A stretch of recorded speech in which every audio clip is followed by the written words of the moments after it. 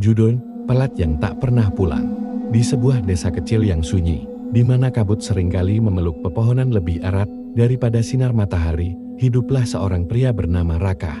Ia adalah sosok yang dikenal pendiam, seorang pekerja keras yang menghabiskan waktunya dari ladang ke ladang. Namun, di balik ketenangannya, Raka menyimpan satu luka yang membusuk di dalam hatinya, sebuah cinta yang tak pernah terbalas. Raka telah lama jatuh cinta pada Sari, seorang perempuan sederhana dengan keanggunan alami yang setiap pagi melewati depan rumahnya. Sari adalah cahaya bagi hari-hari Raka yang kelabu. Namun, kenyataan pahit menghantamnya. Sari telah memberikan hatinya kepada orang lain. Sejak hari itu, dunia Raka seakan runtuh. Senyum yang jarang terpancar dari wajahnya kini benar-benar menghilang, digantikan oleh tatapan kosong yang penuh keputusasaan. Suatu malam yang dingin, saat angin berbisik di antara celah dinding kayu warung kopi, Raka mendengar percakapan lirih dari seorang lelaki tua. Kalau cinta tak mau datang dengan kerelaan, selalu ada cara lain untuk memanggilnya, gumam orang tua itu sembari menatap dalam ke arah api kecil. Kalimat itu terus terngiang di telinga Raka seperti kutukan yang tak kunjung surut, didorong oleh rasa sakit yang tak tertahankan. Raka akhirnya melangkahkan kakinya mendatangi seorang dukun. Rumah sang dukun dipenuhi aroma kemenyan yang menyesakkan dada. Di antara pemaram cahaya lilin yang menari-nari, sang dukun memulai sebuah ritual kuno. Ia merapal mantra dalam bahasa yang tak dimengerti oleh telinga manusia biasa, sembari meneteskan cairan gelap ke dalam botol kecil yang sudah disiapkan. Asap tebal mengepul, membentuk pola-pola aneh di udara. Sementara suara gumaman ritual itu seakan membuat dinding kayu rumah tua itu bergetar pelan.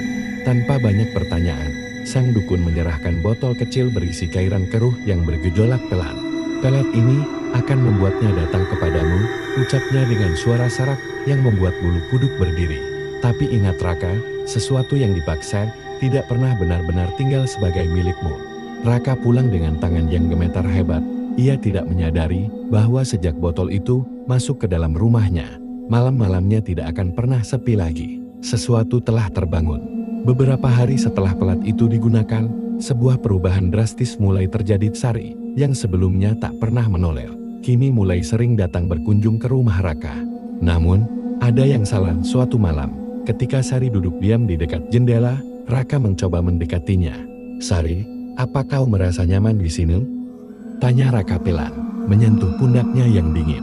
Sari menoleh perlahan, tatapannya kosong seolah jiwanya tak berada di sana. "Aku ingin di sini, bersamamu, Raka," jawabnya dengan suara yang datar tanpa emosi. Tapi, udara di sini terasa sesak. Raka mengerutkan kening sesak. "Apa kau ingin aku membuka jendela?" Sari menggeleng pelan, senyumnya dingin dan kaku. "Bukan itu. Tapi karena ada yang ikut pulang bersamaku, dia sedang memperhatikannya sekarang." Awalnya, Raka merasa bahagia luar biasa. Ia merasa telah memenangkan keinginannya. Namun, kebahagiaan itu segera berubah menjadi keganjilan yang menakutkan. Setiap malam, Sari hanya duduk diam, menatap ke satu sudut ruangan yang gelap tanpa berkedip selama berjam-jam. Ketika Raka memberanikan diri untuk bertanya lagi tentang siapa yang dia maksud, Sari hanya menjawab dengan suara yang pelan dan bergetar. "Dia ada di sana, menunggumu." Memanggil namanya lagi terus mulai merayap nyata. Raka mulai sering mendengar suara langkah kaki berat yang berjalan di atas atap rumahnya pada tengah malam.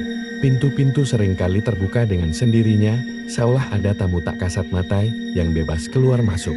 Dan yang paling mengerikan, setiap kali Raka membuka botol pelet itu untuk memperbarui pengaruhnya, bau anyir darat yang menyengat memenuhi seluruh ruangan, membuatnya mual. Puncak kengerian terjadi pada suatu malam yang sangat hening. Raka terbangun dari tidurnya dan melihat Sari sedang berdiri kaku di depan cermin besar di ruang tamu. Raka mendekat perlahan, namun saat ia melihat ke arah cermin, jantungnya seakan berhenti berdetak. Refleksi yang ada di cermin itu bukanlah wajah Sari yang ia cintai. Di dalam pantulan tersebut, ada sosok hitam tinggi besar yang berdiri tepat di belakang Sari. Dengan jari-jari panjang yang meruncing menyentuh pundak wanita itu, Raka kini sadar dengan penuh penyesalan bahwa yang datang ke rumahnya bukanlah cinta yang selama ini ia dambakan, melainkan sesuatu yang lain, entitas gelap yang haus dan kini datang untuk menagih balasan yang setimpal atas apa yang telah ia mintakan melalui ilmu hitam itu. Pelet itu memang memanggil Sari pulang, Tapi ia pulang memboyong petaka yang takkan pernah pergi. Raka kembali ke rumah dukun itu dengan napas tersengal. Langkah kakinya gemetar, dikejar ketakutan yang tak kasat mata.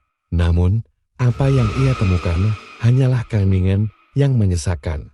Rumah bambu itu kosong melompong. Lantainya kini tertutup gundukan tanah merah yang lembab. Bau amis darah bercampur aroma dupa memenuhi ruangan. Di sudut-sudutnya, kain kafan yang robek bergelantungan seperti hantu. Di atas pintu kayu yang lapuk, sebuah pesan tertulis merah seperti darah. Pelet bukan memanggil cinta, tapi meminjam kehendak makhluk lain. Malam itu, di kediamannya sendiri, kegelapan terasa lebih pekat. Sari berdiri di hadapan Raka, Sari yang dulunya ia puja. Kini menatapnya dengan pandangan yang membuat darah membeku. Senyum itu melebar di wajahnya, senyum yang bukan milik Sari yang ia kenal dingin, kosong, dan mengerikan. Suaranya berbisik parau, merambat di dinding-dinding kayu. Waktumu sudah habis. Seketika, lampu padam, jeritan Raka menggema, sekali merobek sunyi malam. Lalu semuanya kembali hening. Begitu hening, hingga suara jantung pun tak terdengar. Keesokan paginya, warga menemukan pintu rumah Raka terbuka lebar. Tak ada tanda perlawanan, tak ada bercak darah, tak ada jasad yang tersisa. Raka menghilang tanpa jejak. Hanya satu benda yang tersisa di tengah ruangan. Botol minyak pelet yang pecah berantakan di atas lantai yang dingin. Dan di samping pecahan itu, tercatat jelas bekas telapak kaki besar yang berlumpur, bekas kaki yang bentuknya sama sekali tidak menyerupai manusia. Tahukah kalian? Cinta sejati tidak pernah lahir dari sebuah paksaan. Apapun yang dirampas dengan paksa dari kehendak orang lain, pada akhirnya akan meminta bayaran yang jauh lebih mahal dari yang sanggup kita berikan. Pelet mungkin memberi harapan sesaat, sebuah ilusi kemenangan yang manis di bibir. Namun, di balik itu, ia membuka pintu bagi sesuatu yang gelap, sesuatu yang tak bisa lagi dikendalikan oleh tangan manusia. Karena yang datang sebenarnya bukan perasaan rindu atau kasih sayang, melainkan makhluk lain yang menumpang di balik keinginan gelapmu. Ketika keinginanmu sudah lebih besar dari akal sehat, maka petaka hanya tinggal menunggu waktu untuk menjemput. Ingatlah baik-baik pesan ini. Tidak semua yang datang karena rindu benar-benar datang dengan niat untuk pulang. Ada yang datang hanya untuk menagih janji yang kau buat dengan kegelapan.